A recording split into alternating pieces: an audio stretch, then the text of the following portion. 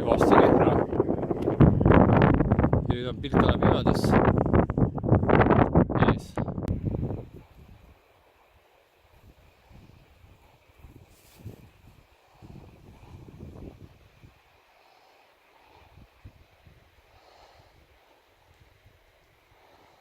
Uus hommik, 9. veebruar ja ma siis hakkasin eile tulema reede õhtul kell 21.49 jõudsin Kehrasse ja siis ma jõudsin siia Jägalas joa lähedale umbes natukene enne 2 ja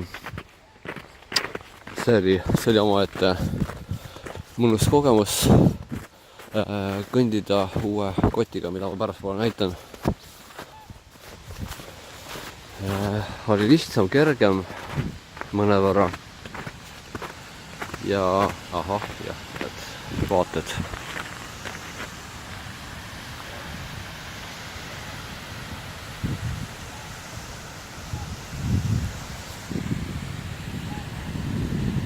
Uus seljakott on siis Brenta 40 Vaudalt. Ta on siis selline huvitav võrgust seljatoega. Ma esialgu arvasin, et see on juba natukene talvisel ajal keerukas, kui on õhk läheb siit alt läbi, et võib-olla hakkab hoopis selja külm. Tundus, et pigem ta oli hea, sellepärast et õhk sai rohkem hingata võib-olla ja siis ei hakanud ka higistama sealt nii kergesti, kuna jope ja komps on alla ja siis kui see seljakott on väga vastaselt häirib. Aga võib-olla lihtsalt kuna seljakott on ka poole väiksem kui minu eelmine Ferrino Transalp 80, mis kaalus 2,45 või midagi sellist. See kaalub 1,39.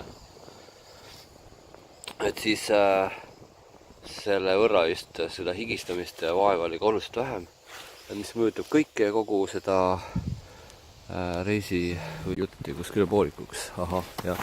Öösel ma siis ei maganud, et ta oli natukene jahe selle Nightec 300-ga. Mugavustemperatuur on 0. Nulli ümber tega tegelikult on reaalselt, aga ma ikkagi ei suutnud magama jääda, sest oli hästi natukene jahe. Külm ei olnud, aga jahe. Mis on ikkagi hea, on see minu lemmik, üha rohkem lemmikuks muutunud termopääd. Mulle küll iseenesest see idee ei meeldi, et ta on ainult ühekordseks kasutamiseks, aga see, et ta annab nii pikalt sooja, see on nagu väga-väga hea asi. Et käed olid soojas.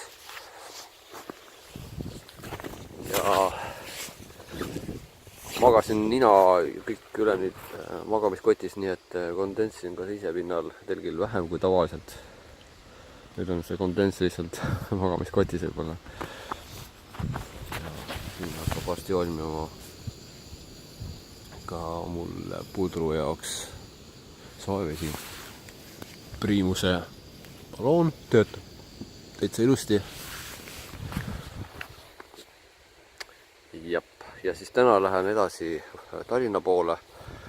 18 kilomeetrit kõndisin maha eilse päeva õhtul öösel ja jõudsin siia.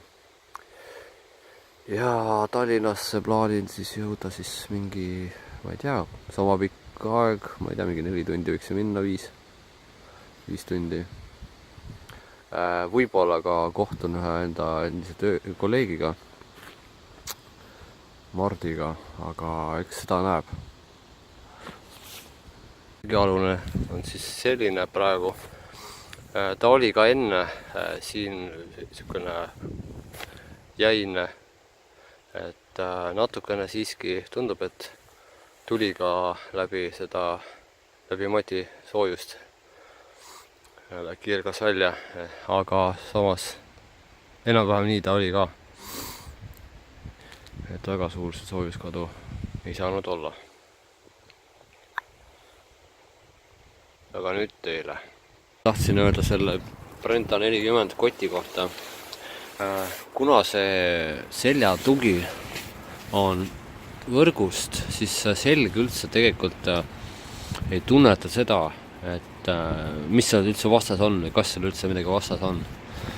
siin üleval pool natukene nagu tunnen rohkem, et on ikkagi seljavastas, aga miks ta on hea, on ju tore, et õhk pääseb läbi siit tagant ja aga samas on üsna keerukas hoida rühti erinevalt Transalp 80-st või mingist muust sellisest klassikalisest seljakotis, kus niisugune tugevam seljatugi. Sa nagu tajud ära, et kui sa hakkad küüru vajama, siis sa saad nagu, see nagu motiveerib mentaalselt, et püüda nagu rohkem hoida ennast ikka püsti ja rüht sirge. Aga selle kotile natukene, ei saa aru, pead ise püüdma kuidagi püüdlikult, ilma et sa aru saaks, kui palju sa püüad. Muidu võib üsna kergesti selge väsimuses küüru vajuda ja jah, et ta ei toeta nagu, ütleme niimoodi, ta ei toeta selga. Sisuliselt ta ei toeta, ta on siin, ta vastas, aga ta ei toeta. Aga jah, üldiselt ma olen selle kotiga rahul. Lihtsalt juba seetõttu, et ta on kergem, kuskilt ei hõõru, kuigi kui ma väikselt tugevalt panin need rehmad kinni siin puusavööl, siis see alumine äär natukene oli. Aga ütleme niimoodi, et Transalp 80 minu endi seljakotid oli see probleem palju hullem, et hakkas hõõruma. Ka võib-olla raskuse tõttu, aga igal juhul tihtipeale puusakondid olid üsna hellad pärast Transalp 80 kandmist Riina magamiskotil. Sellega on lihtsam. Tal on siuke võrgust magamiskott, võrgust siuke kott, kuhu sa saad endale asju panna. Mina panen siia telefoni harjumuslikult. Ainult, et kui sa paned selle telefoni siia, siis kuna ta on siukene sirge kõva ese, siis tema hoiab ikkagi sirgelt seda nurka ja kui ta mul ümber puusa, ta ei ole ju niimoodi mul ümber puusa, ta on niimoodi ja siis see telefon turritab siit niimoodi välja. Ma ei tea, kuidas see mõjutab seda, kuidas see kate tundub siuke üsna õrnakene või siukene õhukene. Ma loodan, et ta ei lähe ruttu, ei kulu katki. Et igal juhul, selles mõttes hea, et mahub telefon vähemalt ära, natuke väiksem kui Transalp 80 külje tasku. Aga hea, sellegi poolest. 2 müüd VP, vett ei karda.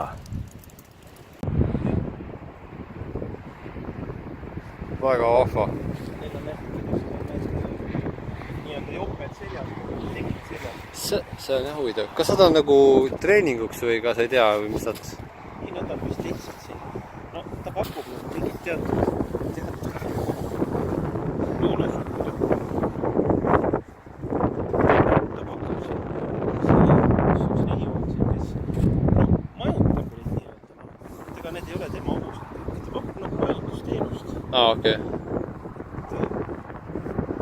Selles mõttes suur loom, suur sugu.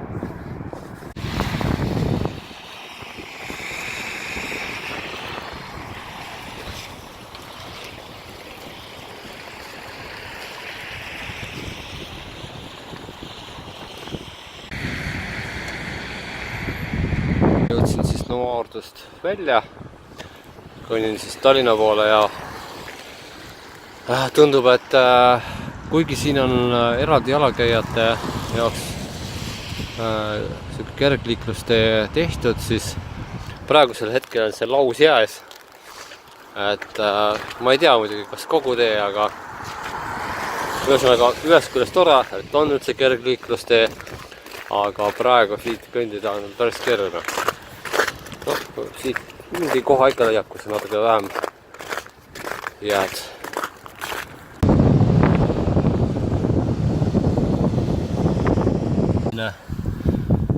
Kiilas jää on siiski olnud suurem osa senimaani sellest teest, mis ma olen kõndinud mööda Narva maanteed, aga kodu ei ole enam kaugel. Kuskil paistis ka teletorn seal tagapool ja teletorn tähistab minu jaoks seda, et kodu ei saa enam kaugel olla, kuna minu kodu aknast paistab ka teletorn, kuigi teletorn on sealpool, aga kodu on mul kuskil sealpool pigem.